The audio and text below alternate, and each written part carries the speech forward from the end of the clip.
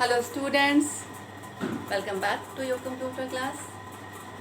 Now we were on the chapter number 1, computer system overview. We were on the topic types of the operating system.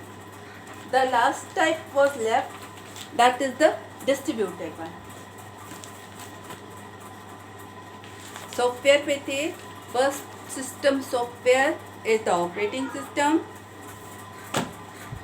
and in your book the given the types of the operating system, so I explain the types.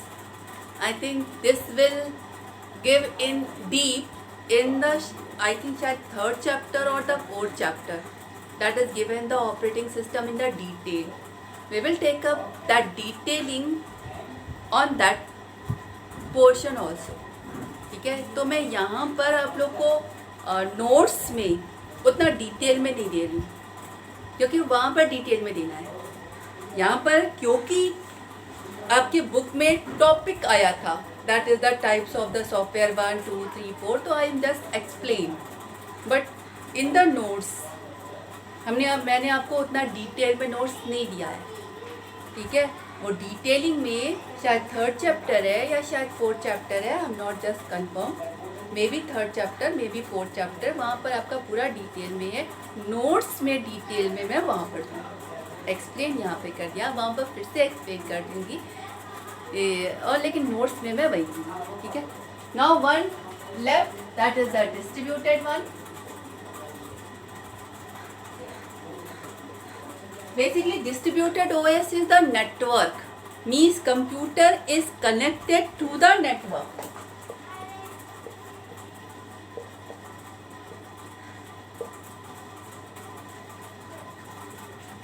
And the work is distributed. Just like what is the work of the operating system? Operating system work is to run a program. Now if it is a distributed operating system, work come here. If this computer is busy, it can distribute its work on the network. इसने अपना work जो आया है इसके पास, उसको network पर distribute कर दिया. ठीक है, अब नेटवर्क पर अवेलेबल किसी दूसरे प्रोसेसर ने या मोर देन वन प्रोसेसर ने उस वर्क को परफॉर्म किया, इसको ट्रांसमिट किया, इसने रिजल्ट जिस यूज़र ने रिक्वेस्ट की थी उस यूज़र को ट्रांसमिट किया. Means operating system distribute it's work in the network. जैसे वर्क आया क्या, किसी फाइल को सेव करना है. If space is here, okay. If space is not here, it save the file on the network anywhere else, distributed. उसके बाद जब यूज़र ने अपनी फाइल की डिमांड की, नेटवर्क पर उस फाइल को सर्च करके यूज़र को सबमिट कर दिया. In the distributed operating system distribute its work on the network, that is the distributed. Now the next system software. One more, that is the BIOS.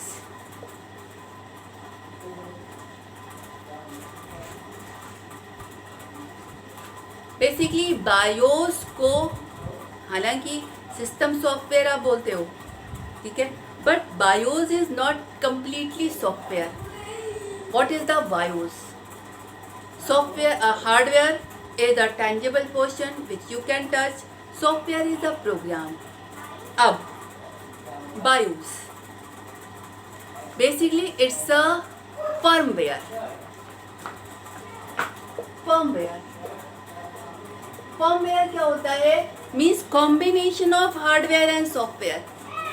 ये आपका BIOS का programme रोम की chip पर लिखा हुआ प्रोग्राम होता है. ठीक है, तो यहाँ पर हार्डवेयर भी आ गया और सॉफ्टवेयर भी आ गया, तो इसको कम हार्डवेयर भी नहीं बोलते हैं, सॉफ्टवेयर भी नहीं बोलते हैं, इसको फर्मवेयर बोलते हैं. और अगर प्रोग्राम वाइज देखें तो it is the system software. अब आते हैं इसमें होता क्या है. ठीक है, आपका मैंने जब मेमोरी बताई थी तो शायद रोम चिप का काम बताया था। रोम की चिप पर आपका बेसिक बूटिंग प्रोग्राम लिखा होता है। देखिए, आपकी जो रैम है, कोई भी प्रोग्राम, आपका प्रोसेसर सिर्फ और सिर्फ प्राइमरी मेमोरी से इंटरैक्ट करता है, ठीक है। और आप किस पर लिख सकते हैं वो सिर्फ रैम है, ठीक है। अब आप मान लीजिए आपने कंप्यूटर पे काम किया और रैम आपकी वोलेटाइल होती है, यानी जो कुछ भी चीज़ें उस पर लिखी हुई हैं वो सारी की सारी पावर ऑफ होते ही चली जाती है। अब आपका कंप्यूटर अगर बंद पड़ा हुआ है और आपको उसे ऑन करना है, ऑन करना है का मतलब आपको, अब देखिए प्रोसेसर सारे काम करता है, लेकिन काम वो वही करता है जिस काम को करने का प्रोग्राम चले। अब किस काम को करने का प्रोग्राम चलना है, क्या काम होना है, सबसे पहले ये देखना है कि क्या basic input output devices attach हैं कि नहीं, ठीक है। उस डिवाइस को हैंडल करने वाला डिवाइस ड्राइवर यानी ऑपरेटिंग सिस्टम मेन, मतलब सबसे पहले चेक किया हार्डवेयर डिवाइसेस बेसिक, कम से कम एक कीबोर्ड, कम से कम एक मॉनिटर, मेमोरी, हार्ड डिस्क, इतनी चीज़ें अटैच हैं कि नहीं, तभी आपका कंप्यूटर रन हो पाएगा। और उसके बाद दूसरा काम होता है कि जो आपका ऑपरेटिंग सिस्टम है, देखिए हार्डवेयर डिवाइस को हैंडल करने वाला डिवाइस ड्राइवर तो ऑपरेटिंग सिस्टम में ही होगा, ठीक है। तो उस ऑपरेटिंग सिस्टम जो हार्ड डिस्क पर पड़ा हुआ है उसको उठाकर मेन मेमोरी में लोड करना। एक बार ऑपरेटिंग सिस्टम मेन मेमोरी में आ गया तब तो वो सारी चीज़ें टेक ओवर कर ही लेगा, लेकिन जब तक वो मेन मेमोरी में, उसको मेन मेमोरी में लाना है, ये वाला प्रोग्राम जब तक नहीं चलेगा तब तक ये काम नहीं होगा। तो ये वाला जो प्रोग्राम है इसको बेसिक बूटिंग प्रोग्राम बोलते हैं, इसको बायोस का प्रोग्राम बोलते हैं। और ये प्रोग्राम लिखा होता है रोम की चिप पर। रोम आपकी प्राइमरी मेमोरी है, यानी उस रोम की चिप पर कुछ भी लिखा हुआ है तो वो आपका प्रोसेसर आराम से उसको समझ सकता है, उसको रन करा सकता है। और दूसरा, रोम आपकी नॉन वोलेटाइल होती है, यानी उस पर कोई प्रोग्राम लिखा हुआ है तो वो प्रोग्राम पावर ऑफ होने पर भी परमानेंटली रहेगा, ठीक है। तो रोम की जो चिप है उस पर बेसिक बूटिंग प्रोग्राम लिखा होता है जो पावर ऑफ होने से कोई मतलब नहीं, और प्राइमरी मेमोरी है तो प्रोसेसर इंटरैक्ट कर लेगा, उस पर बेसिक बूटिंग प्रोग्राम लिखा होता है। क्या लिखा होता है? Checking all the basic hardware devices are attach or not, and the operating system is here, load the operating system in the main memory. अब इतना प्रोग्राम चला, इतने प्रोग्राम का काम खत्म हुआ, आपका ऑपरेटिंग सिस्टम मेन मेमोरी में आ गया। उसके बाद ऑपरेटिंग सिस्टम जो बाकी के सारे हार्डवेयर हैं उसको कंट्रोलिंग करने का काम कर देगा। तो मेन बूटिंग वाला प्रोग्राम, उस प्रोग्राम को बायोस बोलते हैं। And this is also the system software, ठीक है, combination of hardware and software, firmware, but the software is related to the hardware, so it is also system software. Now the third system software is the translator.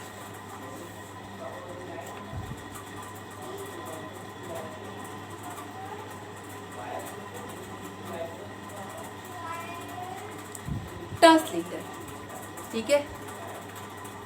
Translator, basically translator is what? देखिए, आप computer करता क्या है?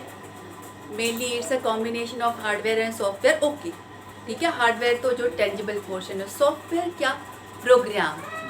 और computer का main काम क्या होता है? वो प्रोग्राम जो यूज़र ने लिखकर उसे दिया है उस प्रोग्राम को रन कराना। रन कराने का मतलब प्रोग्राम में जो लिखा हुआ है उस काम को करना। अब प्रोग्राम में जो लिखा हुआ है उस काम को कंप्यूटर ने करना है, तो कंप्यूटर को वो लाइनें, वो प्रोग्राम समझ में आएगा तभी तो वो उस काम को करेगा। और कंप्यूटर क्या है? Electronic device. Electronic device means it can understand only one language, that is 0, 1 and 0 means the binary language, ठीक है। अब बाइनरी लैंग्वेज में प्रोग्राम लिखना it is very difficult, impossible नहीं होता, क्योंकि प्रीवियस वन में स्टार्टिंग कंप्यूटर में बाइनरी लैंग्वेज में ही प्रोग्राम लिखे जाते थे. It is not impossible but it is very difficult for a normal person, for not a very scientific person, to write a program in binary language. ठीक है, but computer को तो केवल वही भाषा आती है. लेकिन यूज़र के लिए इसको लिखना बहुत मुश्किल है. तो अब यहाँ पर ज़रूरत क्या है? एक मीडिएटर की, जो यूज़र के लिखे हुए प्रोग्राम को कंप्यूटर अंडरस्टैंडेबल फॉर्मेट यानी मशीन लैंग्वेज यानी बाइनरी लैंग्वेज में कन्वर्ट करें. क्यों? क्योंकि उस प्रोग्राम में जो लिखा हुआ है करना तो कंप्यूटर को ही है, और कंप्यूटर को वो प्रोग्राम समझ में आएगा तभी तो करेगा. ठीक है, तो वो मीडिएटर होता है ट्रांसलेटर. ठीक है, आपके ट्रांसलेटर बेसिकली 3 तरीके के होते हैं. First one is the assembler. What is the assembler? Assembler आपका ट्रांसलेटर है जो असेंबली लैंग्वेज में लिखे गए प्रोग्राम को मशीन लेवल लैंग्वेज में कन्वर्ट करता है. देखिए, आपकी असेंबली लैंग्वेज मशीन लैंग्वेज के कंपैरिजन में थोड़ी सी आसान होती है. इसमें थोड़े से आप सिंबल्स का यूज़ करते हैं. ऐड करना है तो ऐड लिखा, मल्टीप्लाई करना है तो मल्टीप्लाई लिखा. सम much easier as compared to machine language, but it is the hardware dependent language. Hardware dependent language का मतलब आप उस प्रोग्राम में इस रजिस्टर में डालो, उस मेमोरी में डालो, इन दो रजिस्टर की वैल्यू ऐड करके इस रजिस्टर में डालो, इस तरीके से प्रोग्राम लिख सकते हैं. Now this program is hardware dependence. How? आपने रजिस्टर का नाम प्रोग्राम में लिखा, जिस कंप्यूटर में वो रजिस्टर है वहाँ पर तो आपका प्रोग्राम चल जाएगा, लेकिन जिस कंप्यूटर में वो रजिस्टर नहीं है वहाँ पर आपका प्रोग्राम नहीं चलेगा. तो this is the drawback, and this drawback is called the machine dependency. आपका प्रोग्राम पूरी तरह मशीन पर डिपेंड हो गया. जिस पर्टिकुलर मशीन पर वो पर्टिकुलर हार्डवेयर होगा वहीं पर चल पाएगा, और नहीं तो नहीं चल पाएगा. अब असेंबली लैंग्वेज में लिखे गए प्रोग्राम को आपका असेंबलर बाइनरी लैंग्वेज में या मशीन लैंग्वेज में कन्वर्ट करता है. Now this drawback is solve, machine dependency drawback is solve in the next language that is called the high level language. ठीक है, high level language is machine independent. Machine independent मतलब आप programme किसी भी, आपका जो प्रोग्राम आपने लिखा है वो प्रोग्राम आप किसी भी मशीन पर रन करा सकते हैं, चाहे कोई भी हार्डवेयर हो, चाहे कोई भी सॉफ्टवेयर हो. हाई लेवल लैंग्वेज में लिखे गए प्रोग्राम को मशीन लेवल लैंग्वेज में कन्वर्ट करने के लिए 2 ट्रांसलेटर अवेलेबल हैं. First is the compiler and the second is the interpreter. दोनों का काम हाई लेवल लैंग्वेज में लिखे गए प्रोग्राम को लेकर उसको मशीन लेवल लैंग्वेज में कन्वर्ट करना है. Then what is the difference between the compiler and interpreter? Compiler take complete program, whole program at a time and convert it to the machine language and create a executable file. और आप उस executable file को run कराते हैं. जैसे मान लीजिए सी में लिखा गया प्रोग्राम है, ठीक है, मान लीजिए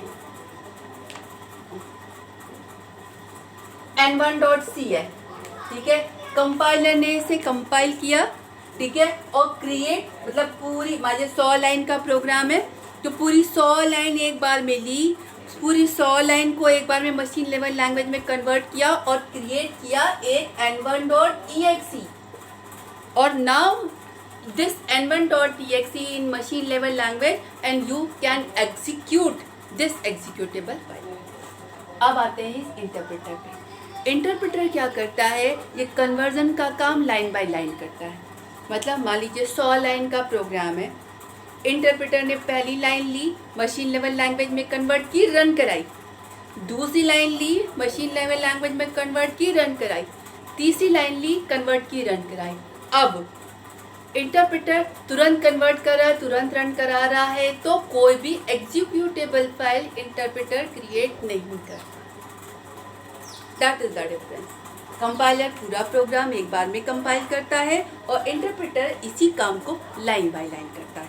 करते दोनों एक ही काम है, मशीन लेवल लैंग्वेज में कन्वर्ट करना, पर it convert the whole program at once और it convert it line by line. Now the third system software is the utility.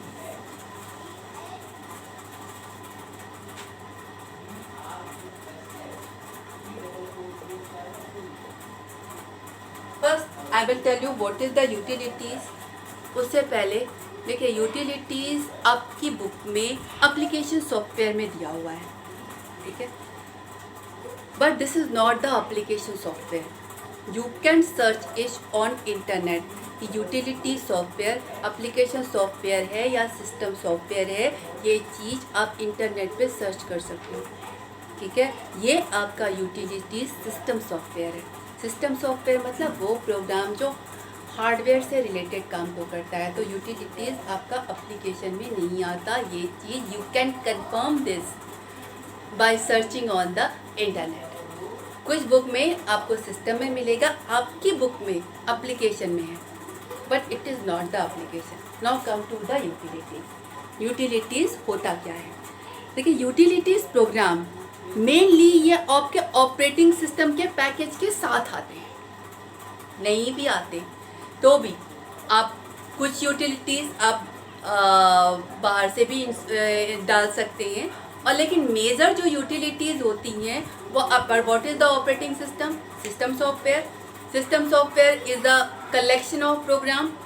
उस कलेक्शन ऑफ प्रोग्राम के जो मेजर काम है वो मैंने आपको बताए, पर उस कलेक्शन में कुछ लाइनें या कुछ पार्ट ऐसा है जो उस मेजर वाले काम को तो नहीं कर रहा है, लेकिन जिसके काम करने की वजह से, यानी जिस प्रोग्राम की वजह से आपके ऑपरेटिंग सिस्टम की एफिशिएंसी बढ़ रही है, यानी वो ज़्यादा और अच्छे तरीके से काम कर पा रहा है, उस प्रोग्राम को यूटिलिटीज़ बोलते हैं, ठीक है। यूटिलिटीज़ में मेन आपका, देखिए, I am taking the utilities from your book, but in your book this is given in the application, but utilities is not application software. अब जब एप्लीकेशन सॉफ्टवेयर पे आएंगे तो मैं एप्लीकेशन सॉफ्टवेयर डिस्क्राइब करूंगी, but this utilities come in the system one. तो first utility, that is the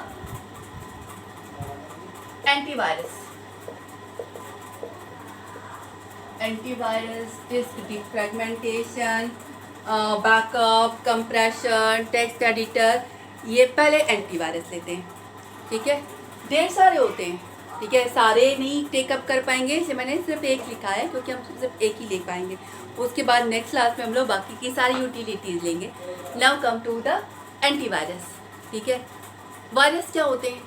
virus is a man made program and the nature of the program, first is the destructive nature and second is the replicative nature. Virus आपका एक ऐसा programme है जिसकी दो खास बात होती हैं। पहला, इसका काम होता है डिस्ट्रॉय करना। डिस्ट्रॉय करना मतलब जिस भी चीज़ को डिस्ट्रॉय करने के लिए लिखा गया है ये उस चीज़ को डिस्ट्रॉय करेगा। और दूसरा, रेप्लिकेट करना मतलब ये खुद की कॉपी क्रिएट करता है ताकि खुद को स्प्रेड कर सके। अब इस प्रोग्राम का मेजर काम तो डिस्ट्रॉय करना है। अब डिस्ट्रॉय में अगर मेमोरी वायरस है तो इसने सारी मेमोरी को ऑक्यूपाई कर लिया। हार्ड डिस्क का है तो सारी हार्ड डिस्क की स्पेस को ऑक्यूपाई कर लिया।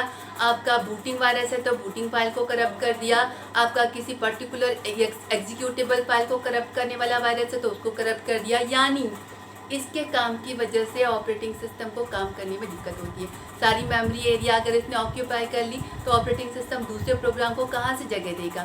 सारी हार्ड डिस्क की स्पेस ऑक्यूपाई कर ली तो वहाँ भी कैसे डाल पाएगा। एग्जीक्यूटेबल फाइल को इसने करप्ट कर दिया तो उसको रन कैसे करा पाएगा। बूटिंग फाइल को करप्ट कर दिया तो ऑपरेटिंग सिस्टम बूट ही कैसे होगा, ठीक है। अब antivirus, antivirus is a software which scan the system and find out the virus generated file, virus affected file और virus file। एंटीवायरस प्रोग्राम जो आपकी वायरस को स्कैन करता है और वायरस मिल जाने के बाद या तो उन्हें डिलीट करेगा या रिकवर करेगा या क्वारंटाइन करेगा, ठीक है। यानी आपके सिस्टम को ये वायरस से फ्री करता है ताकि आपका ऑपरेटिंग सिस्टम ज़्यादा एफिशिएंटली काम कर सके। तो this is the antivirus work. The working of the antivirus, the work is कि आपका ऑपरेटिंग सिस्टम फिर ज़्यादा अच्छे तरीके से काम कर पाए। The first utility that is the antivirus. Remaining utility हम लोग अगली क्लास में लेंगे। Okay, thank you.